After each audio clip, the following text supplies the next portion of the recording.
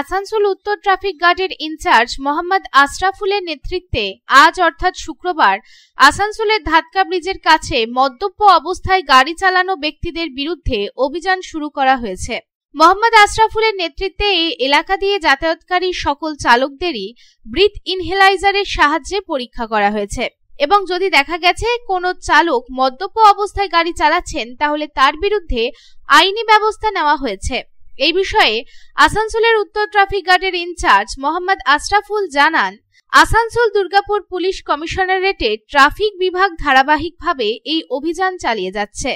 অনেকদিন ধরেই এই অভিযান চালানো হচ্ছে। এর আগেও উত্তর ট্রাফিক গার্ড এই ধরনের অভিযান চালিয়েছে। গতকালও অর্থাৎ বৃহস্পতিবারও মডিফাইড সাইলেন্সারের বিরুদ্ধে অভিযান চালানো হয়েছে। তিনি আরো বলেন, ট্রাফিক গার্ড সর্বদাই রাস্তায় মানুষের নিরাপত্তা নিশ্চিত করার চেষ্টা করে। গাড়ি আমাদের তো অভিযান চলছে, প্রতিদিনের মতো আজকে চলছে। ড্রাঙ্ক অ্যান্ড ড্রাইভ চলছে। দিনের বেলায় মদ্যপান গাড়ির জন্য গাড়ি দাঁড় করানো হয়েছিল।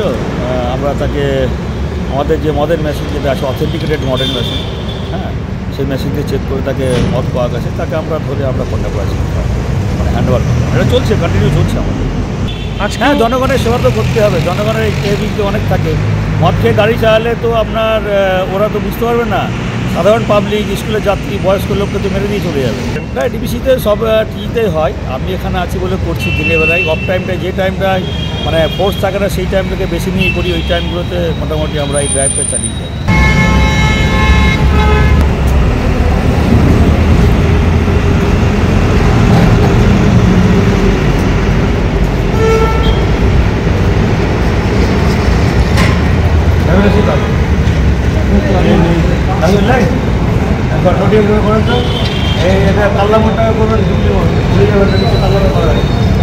আসানসোল থেকে সন্তোষ মণ্ডলের রিপোর্ট, পাবলিক টাইমস।